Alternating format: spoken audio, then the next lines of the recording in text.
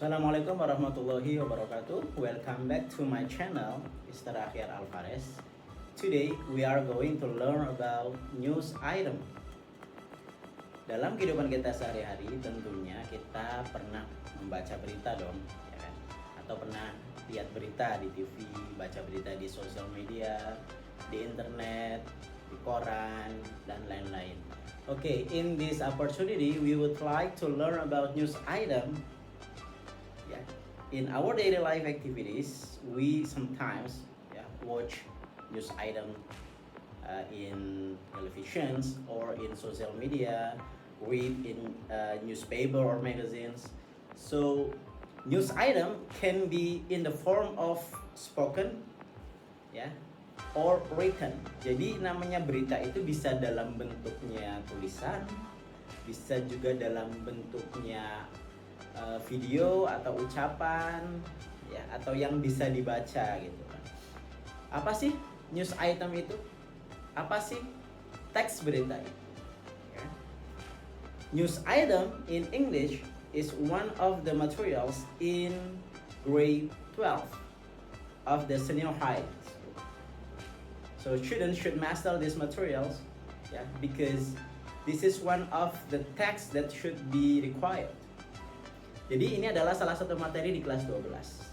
News item is the text that gives the readers about informations or events which is newsworthy. Jadi namanya teks berita itu atau berita itu adalah sebuah informasi yang berisikan berita terhadap pembaca atau pemirsa atau orang yang melihat tentang sebuah kejadian yang layak diberitakan. Itu simpelnya seperti itu. So this is news item.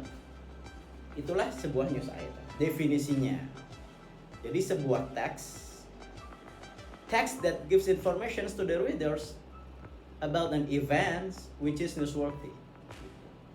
Lalu apa sih fungsi dari sebuah news item? So we move to social functions or communicative purpose, ya kan? Tentunya kalian pernah dong belajar tentang sebuah teks atau beberapa teks dalam bahasa Inggris.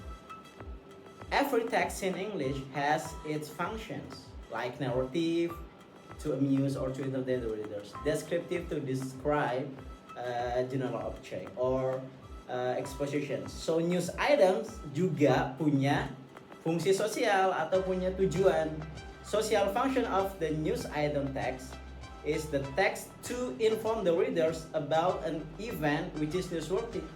Sebuah teks untuk memberitakan tentang pembaca sebuah berita yang layak diberitakan. Itu adalah fungsi dari sebuah news item. Okay, next we move to generic structures.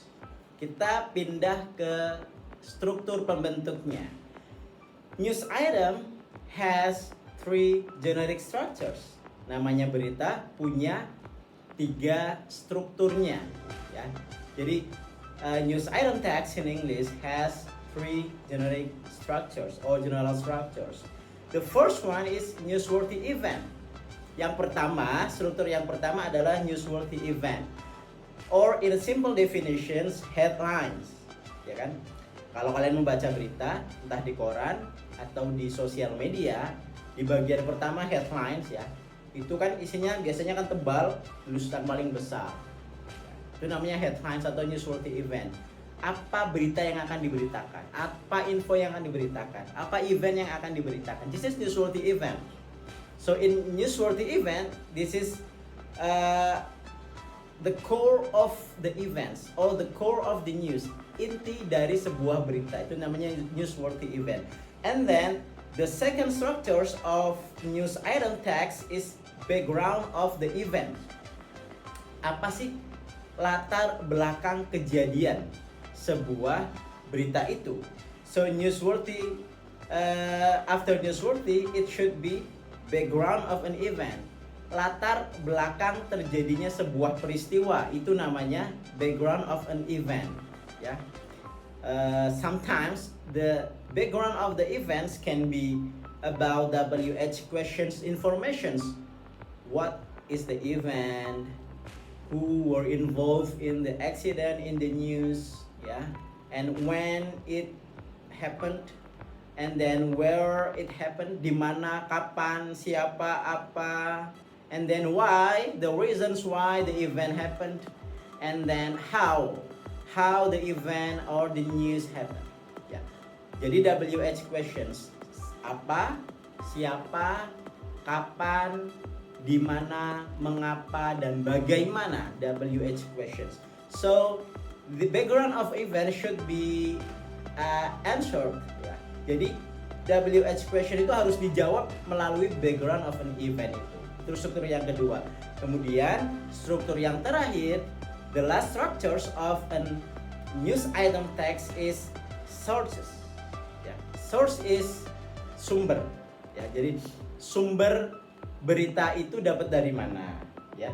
Siapa spokespersonnya yang menjadi ahli dalam berita itu? Siapa yang menjadi saksi dalam peristiwa itu? Misalkan about crimes atau tentang kriminal, sources here is maybe the victims of the crimes, ya, korban dari peristiwa kejahatan itu masuknya sources.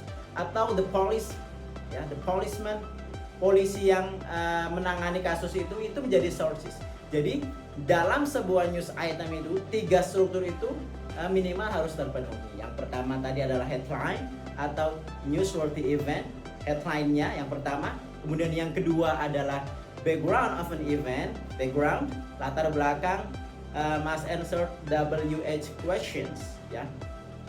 5W 1H, apa, siapa, kapan, di mana, mengapa, dan bagaimana. Kemudian yang struktur terakhirnya adalah sources, sumber. Siapa yang menjadi saksi dalam peristiwa itu?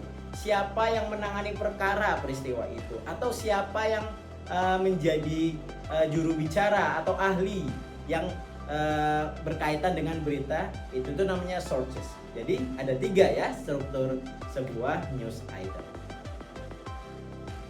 Perhatikan contoh dari news item text ini.